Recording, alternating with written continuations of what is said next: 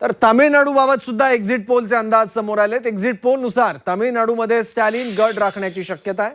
तामिळनाडूत 234 पैकी 120हून अधिक जागा डीएमकेला मिळण्याची शक्यता आहे. झिनिया एआय एक्झिट पोलमधून सुद्धा डीएमकेला कौल मिळताना दिसतोय.